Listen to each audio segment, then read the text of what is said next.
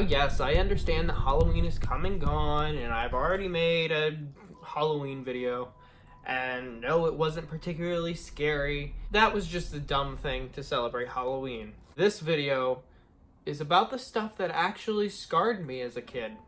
It petrified me for years. These things are the reason why I'm kind of terrified of the dark still. I still have that fear of the unknown, of not being able to see what is in front of me, not being able to anticipate what's coming from behind or in front even. I've thought about making this video before, and honestly, I couldn't put together a good list. But then I was chatting with my, I'll call him a good friend, Mr. PotatoReviews on YouTube. We were chatting over Twitter, we're talking about some ideas. And as I was watching through some of his videos, just to have fun and rewatch some of the things that I found hilarious, I re-stumbled upon his childhood traumas video. And oh boy, did that bring back some scarring memories. So, for something different, and I guess I'll call it an honorary Halloween video, it's not really, just go with the flow on this. And as you can see, I have my guard dog here. Right, Anna?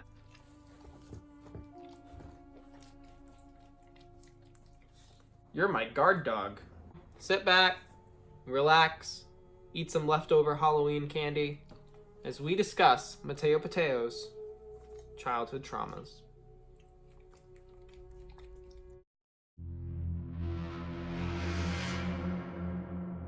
This first one is actually made up of two instances.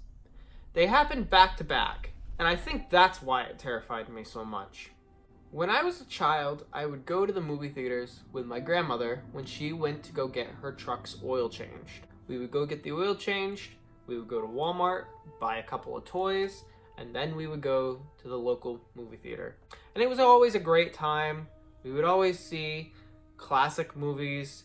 We would always have fun watching the next Marvel movie or watching just any movie we found entertaining. We went to the theater, we bought our popcorn, bought our food. I used my one bathroom break before the movie. We sat down, it was dark. We were the only two people in the theater. And do you remember that movie Ant Bully? Do you remember that movie Monster House? Yeah, those two trailers played back to back, and both of those trailers terrified me.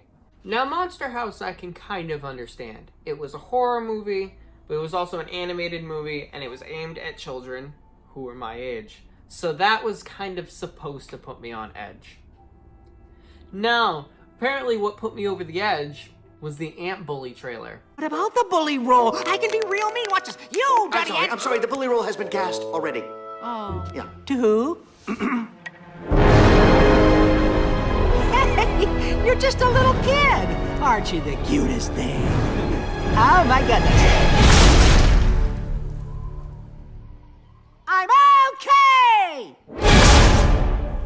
But I think it was the fact that it happened right after Monster House that kind of put it in my mind as, oh shit, this is scary. Or it was just the fact that he just murdered all of these people who were being funny. I don't know. But for some reason, this teaser trailer for Ant Bully petrified me. And I was so scared I needed to walk out of the theater, breathe, relax, and then go back in after the trailers were done. Because I didn't want to be scared again before we watched the movie. I just don't understand why this animated film, a trailer no less, it wasn't even the movie, it was the trailer. The trailer terrified me, and I don't understand why. All I remember is having really bad nightmares of being stepped on by like a size 10 sneaker.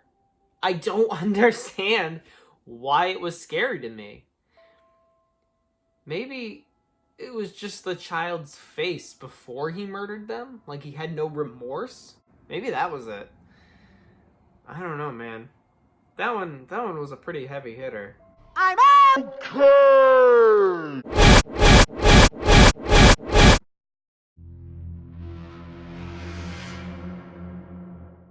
Now this next one is probably a stereotypical fear. When I was in like the 5th, maybe 6th grade, we had those famous Scholastic book fairs. Right? We all remember those. We all remember going to the book fair, buying these books, whether it be with actual money or tokens or whatever. But I do remember going into the Scholastic book fair and grabbing a visual dictionary of mythical creatures and monsters. I expected it to have like dragons or Dracula or something along those lines, like the creature from the Blue Lagoon or whatever. No.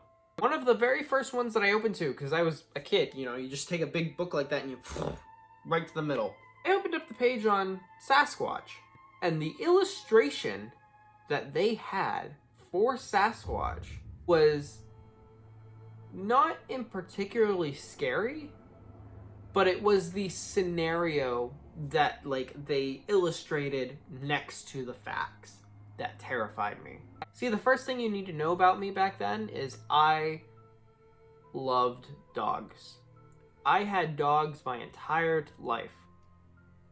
And the illustration was of a family putting their dog out on a leash and out on, you know, a leash line, and it was dark and it was kind of spooky and the dog looks a little worried. And then the next illustration down is a bloody, matted fur collar with the owners of the dog calling the police and police sirens everywhere. This was petrifying to me because I was somebody who walked our dogs at night, especially my little beagle, because the illustration showed a dog that looked about the size of my beagle being eaten by fucking Sasquatch and leaving a bloody matted collar on the ground petrified me. And it didn't help that I lived in the middle of the woods, you know. I grew up in those woods. I would walk around those woods. I found a hobo camp in my backwoods once. I don't know what was going on with that, and I'm really surprised that didn't scare me. No, what scared me was the drawing of a dead dog's collar. I don't think it was the drawing necessarily that scared me. It was more of the scenario. Putting your dog out there, something that you love, somebody who you love so much and is part of your family, just being eaten, and all you're finding of them is their bloody, matted remains. That, I think, is what scared me so much. I was petrified for months off of this one image. I would refuse to walk my dog at night, and I would be so terrified that I would have either my brother or my dad do it. I refused to go outside at night at that point. Or at least, I would refuse to go around our tree line at night, because you never know what's out there.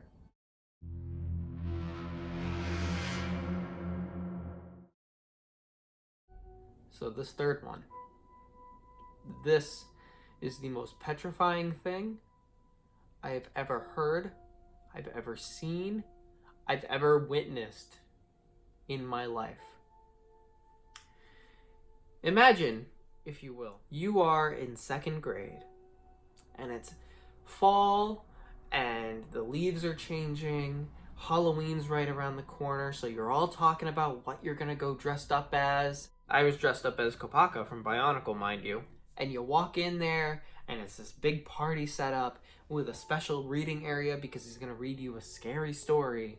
And you expect something like Dracula, or you expect something like a typical kind of cheesy ghost story. But what you get is the story of Taile Poe.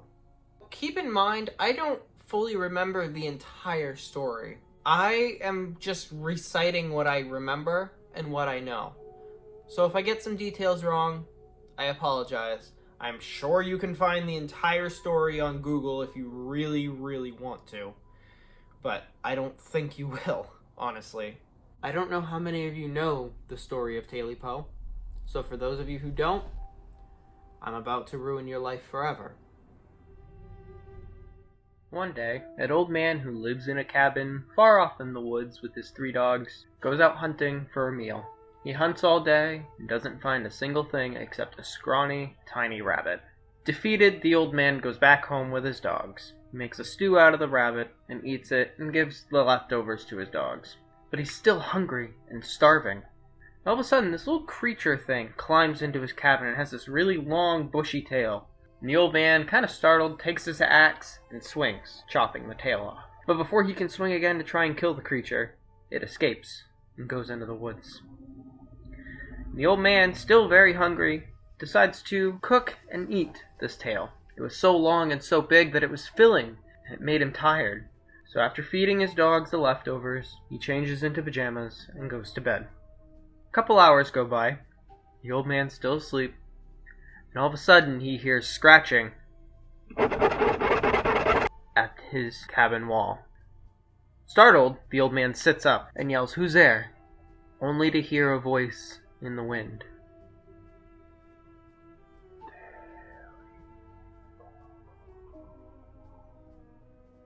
All I want is my Taile Poe.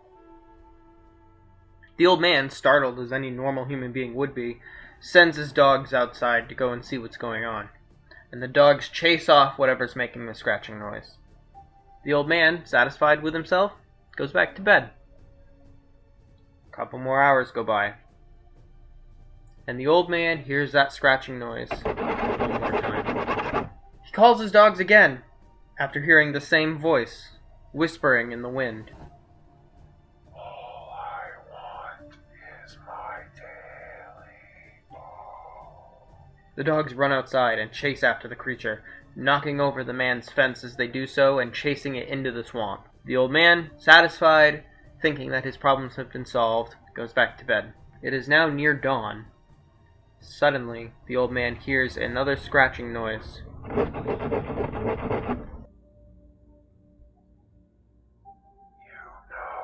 and I know. All I want is my Taile Poe. The old man jumps out of bed and calls for his dogs one more time. Except this time, they don't come. He calls to them a second time, and a third time. No dogs come. Sad that his dogs have been lost, the old man bars up the door, puts some extra boards there, goes back to sleep, hoping that his problems have been solved. Suddenly, just before dawn, the old man sat up, and he could feel that there was something else in the room. He looked around, but he couldn't see anything. All he heard from within his bedroom was that same old scratching noise. The old man peered over his bed to see what the noise was, and what he saw were 2 big yellow eyes staring back at him with 2 very furry pointed ears and a thick, muscular furry body. The old man was petrified and wanted to call for help, but he couldn't find the words. This creature crawled up to the bed, almost right next to the old man, and it said in a low, deep voice, You know, and I know. I am here to get my Taile Poe. The old man hid under his blanket, petrified of what he heard. He couldn't take it anymore. "I don't have your Taile Poe!" he yelled. Yes, you do! The creature yelled and attacked him, scratching everything to bits, tearing him limb from limb, piece from piece, until he and his cabin were destroyed. And all that remained was the chimney, standing tall and empty. Now some say, in the woods, when the moon is shining bright and the wind is howling, you can hear that familiar voice. At last, I have my Taile Poe.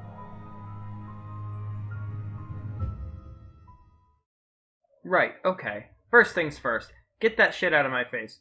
Nope, nope, nope, nope, nope. Bastard belongs in hell. Fucking scary. Don't want to deal with it. Get it out of here. Burn it in the fiery pits of hell. I was petrified for years. This is the reason why I'm still somewhat petrified of going outside at night. I will not be caught dead walking around in the dead of night for whatever reason. Pitch black? Nuh-uh. Not my thing. Fuck you. All because of this one simple story. I looked it up just recently to remember if I was, thinking of this correctly. Yeah, it's a thing. It's not meant for children. My teacher read this to me when I was 8 or 9 years old, and I was scarred for life. So please, if you're thinking about having children, never show them this story or this video at all. Spare your children from having these types of trauma. All children have fears. It's just natural. Some things scare us and some things don't. Just remember that when you read your child a story and you think it's gonna be scary for fun, remember that can have a lasting impact. So that has been my childhood traumas video. I hope this has been a good video for you, and I hope you can sleep well tonight, because it's gonna be a while before I can fall back asleep. Like, subscribe, do whatever it is you guys do, and I will see you all in the next video.